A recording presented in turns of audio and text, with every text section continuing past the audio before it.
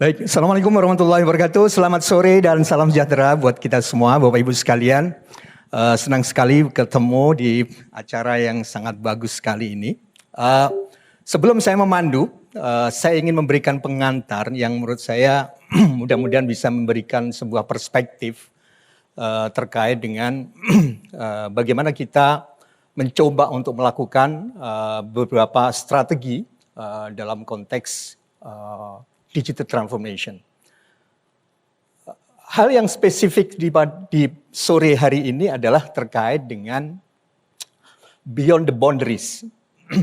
Kita mungkin dalam keseharian kita, di dalam menjalankan perusahaan kita masing-masing, tidak menyadari bahwasanya hari demi hari kita itu sebenarnya sedang memasang pagar kan gitu ya, memasang boundaries. Itu apa?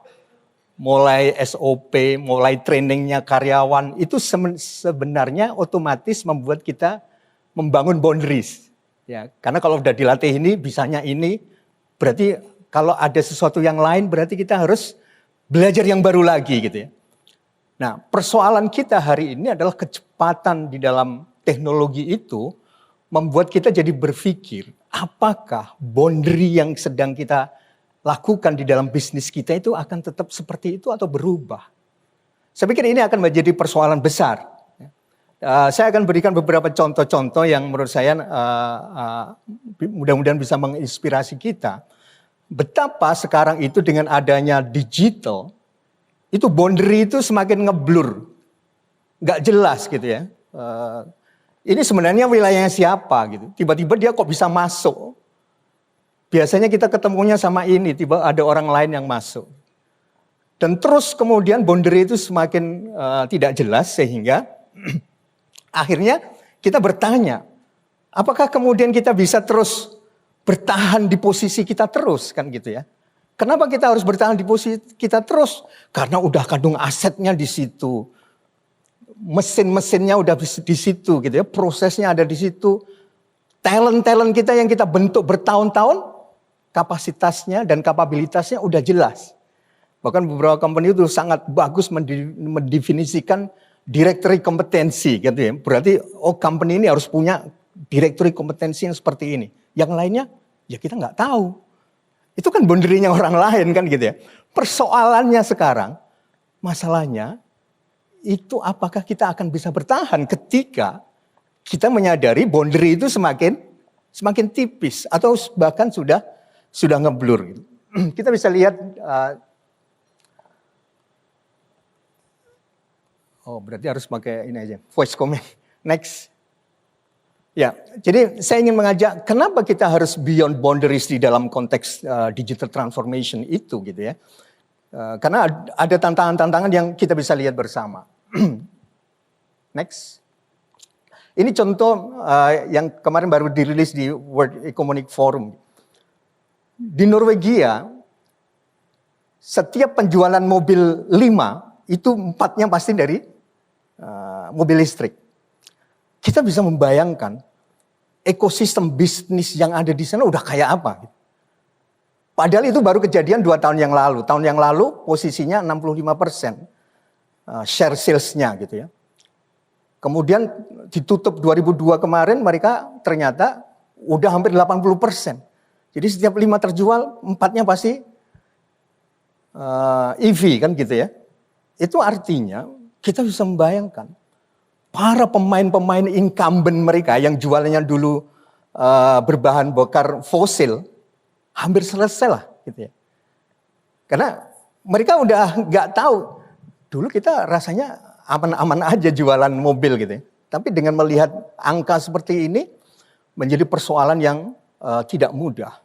Karena ekosistem yang dibangun oleh para pemain-pemain lama itu sudah kebayang gitu ya. Sehingga apa sih yang kita bayangkan? Landscape-nya berubah, market structure-nya berubah, pemain-pemainnya berubah. Dan Bapak Ibu bisa tebak, sekarang siapa pemimpin pasar di Norwegia kalau udah bicara EV? Udah nggak ada lain, Tesla.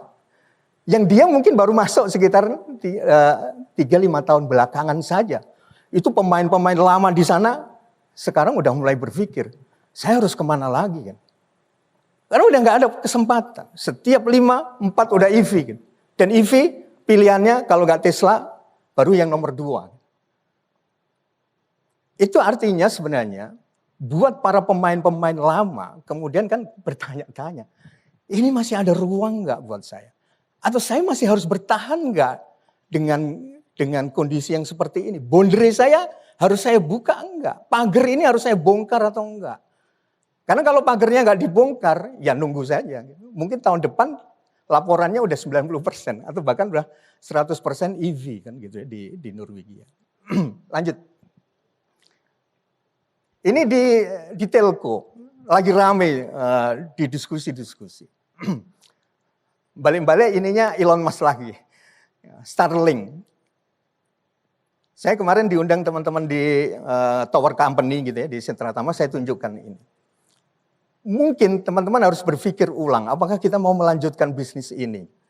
Karena nanti device semua itu connect-nya langsung ke langit, bukan lagi ke yang Bapak Ibu sering lihat di tower-tower itu kan. Karena itulah tempatnya BTS-BTS-nya para operator. Sekarang ada 2 teknologi yang non-mainstream di dunia telekomunikasi. Semuanya teknologinya teknologi langit, satu satelit, satunya hubs. High altitude platform services atau station. Jadi dia drone seperti ini. Jadi ini sayapnya 40 meter, membawa BTS di sekitar 20 km. Kalau pesawat kan 10-11 kilometer gitu ya. Kalau ini di atasnya 20 km, jadi 2 kali, aman. Karena memang itu sudah ditetapkan untuk ruang yang akan dipakai teknologi baru seperti hubs. Pertanyaannya, operator seluler di Indonesia, kemudian tower company gitu kan, saya harus tetap stay di sini. Kenapa? Karena saya udah kadung punya aset banyak gitu kan. Saya sudah punya distributor banyak gitu. Tapi ketika kemudian kita tidak berpikir beyond boundaries, ya semuanya tinggal nunggu waktu. Ketika teknologi ini sudah mulai hadir.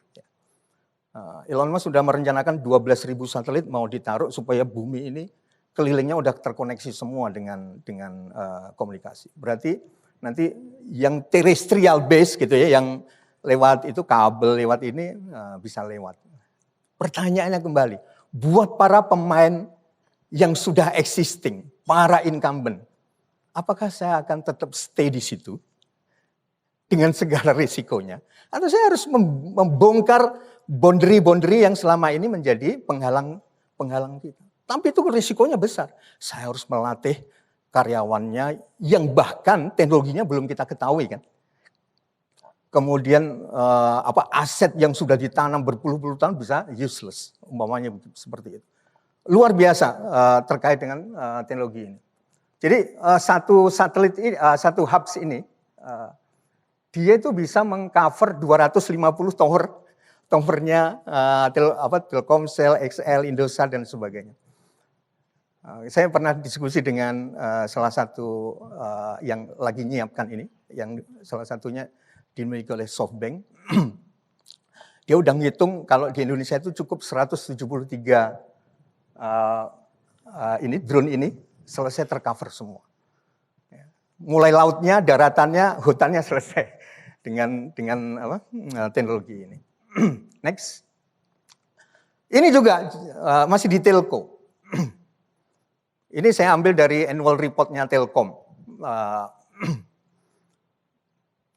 Pertanyaannya buat teman-teman di dunia telekomunikasi, saya nggak tahu di sini ada nggak gitu ya. Kita mau apa? Kalau bisa mengecara masalah voice. Setiap tahun 5 triliun hilang. Diambil siapa? Diambil sama WhatsApp call. Sama sama Zoom. Kita bisa lihat laporan tahunannya. Kita tunggu nanti sebentar lagi lah muncul 2022 gitu kan. Apakah 5 triliun lagi akan turun gitu kan? Pertanyaannya kembali buat pemain-pemain existing. Kita mau akan terus bersikukuh dengan posisi kita, atau kita harus mulai melihat boundary kita ini jangan-jangan membatasi diri kita sendiri kan gitu ya. Tapi itu kan selalu kita punya alasan. Kita kan udah kadung invest besar di sini. Terus gimana yang kita sudah invest kayak begini ini kan gitu. Karena investasinya kan besar sekali ya. Para incumbent Bapak Ibu di industrinya masing-masing kan udah lama bermain di industri ini. Nah, oleh sebab itu saya ingin mengajak sore hari ini untuk mendiskusikan. Apakah kita memang harus kemudian berpikir ulang untuk menentukan apa iya ya posisi kita itu masih di sini atau memang kita harus mencari posisi terbaru kita ke depan supaya kita tidak terkungkung oleh boundary yang kita udah buat sendiri kan. Itu tantangan yang menarik. Next. Ini nanti saya mau tanya sama Pak Hino. Ini luar biasa di Singapura. Saya nggak kebayang kalau kejadian di Jakarta, di Indonesia. Singtel Pak, itu punya full license bank. Singtel. Di Indonesia saat ini kalau kita ngomong seluler, itu sudah 350 juta nomor yang ada dipegang, karena mungkin di antara kita sudah pegang 2 atau bahkan 3 gitu ya, karena nanti tab-nya sendiri, iPad-nya sendiri, handphone-nya sendiri kan gitu. Bayangkan gitu ya, yang dulu bank sampai hari ini, detik ini kan ada bank yang sudah 100 tahun kan, belum bisa membuat seluruh warga Indonesia bankable. Ini sama ini, umpamanya nanti dikasihkan ke telco, itu seluruh masyarakat Indonesia langsung bankable. Di Singapura ini sudah ditetapkan akhir Desember 2020. Jadi udah lebih dari 2 tahun, hampir 3 tahun. Jadi Grab, ini yang saya ingin sampaikan, ini slide-nya menarik. Jadi ini yang sudah dipilih, ini adalah shortlisted-nya. Jadi regulator di sana bagus, Central Bank-nya Singapura itu, kalian yang mau ngajuin digital bank, ayo dong, mana proposalnya? Wah, ternyata banyak yang ngajuin. Yang menurut saya patut menjadi pelajaran yang mahal buat kita. Mereka ini tidak pernah punya pengalaman di industri banking. Tapi beraninya mereka, nah ini kan, ini masalah berani atau tidak jadinya. Beraninya mereka, kok berani-beraninya masuk di arena yang mereka tidak paham. Kok berani-beraninya mereka masuk ke arena yang tidak paham. Singtel kan kita tahu, mereka ya Telkomnya Indonesia lah kalau di sini. Mereka ngajuin sama Grab. Jadi majuin, nah kebetulan dia salah satu yang dapat. Yang kedua yang dapat adalah ini, Shopee. Shopee Singapura dapat lisensi bank digital. Nah, saya nanti kita diskusikan banyak. Kira-kira apa yang akan terjadi ketika boundary itu kemudian dibuka sendiri dan mereka berani melangkah ke arena yang mereka sendiri tidak tahu. Wah, ini menarik. Adu nyali berarti kan? Ya sebenarnya sih nggak adu nyali gitu kan. Tapi kira-kira seperti itu. Dibongkar pagernya, dibuka temboknya, boundary itu kemudian membuka mereka betapa di sana begitu banyak yang sebenarnya menjadi opportunity mereka. Saya nggak kebayang kalau kemudian Bank Indonesia kasih, ini operator siapa yang mau ini, tak kasih. Besok semuanya KYC-nya Pak, karena KYC-nya udah pakai KTP juga. Langsung jadi nomor handphonenya langsung jadi akun bank. Otomatis dikonversi menjadi akun bank umumnya. Itu berarti tiba-tiba nanti ada bank yang nasabahnya udah ratusan juta. Nah ini artinya apa? Kita kembali bertanya kepada diri kita sendiri. Ketika kita ngomong tentang beyond the boundaries, ya, bisakah kita melompati batas-batas yang selama ini memagari kita, yang selalu menggunakan istilah, oh ini core bisnis saya. Jangan diganggu, kan gitu kan. Karena makan hidupnya seluruh karyawan itu dari core bisnis ini kan. Tapi tiba-tiba ada orang yang lain masuk kayak tadi. Diambilin 5 triliun voice-nya oleh orang lain. Yang kita sendiri nggak bisa nolak. Nah ini challenging kan gitu. Next. Nah ini yang menarik. Sektor energi. Cuman karena waktu saya nggak bisa.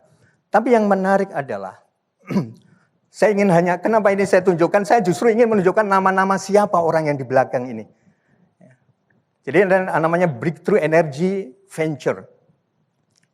Orangnya siapa di balik ini? Mukesh Ambani, Jeff Bezos, lanjut. Al-Walid gitu ya, lanjut, next. Bill Gates, Ray Dalio, Jack Ma. Mereka sekarang ternyata lagi nyiapin di sektor energi yang cara membuat energinya sangat berbeda dengan energi yang kita kenal hari ini. Wah, ini menarik. Jadi mereka sekarang berbondong-bondong masuk ke sebuah boundary arena yang mereka juga nggak paham. Karena mereka justru ininya kan dari teknologi gitu ya. Next. Nah, ini beberapa yang terkait dengan yang sedang disiapin, yang lagi disiapin sebagai venture capital mereka di beberapa inisiatif ini. Next. Next. Jadi memang kita nggak bisa menyetop ya. Jadi unstoppable tentang masalah digital ini. Persoalan kembali kepada diri kita, bagaimana boundary yang selama ini kita bangun berpuluh-puluh tahun, bahkan beratus-ratus tahun. Next. Next.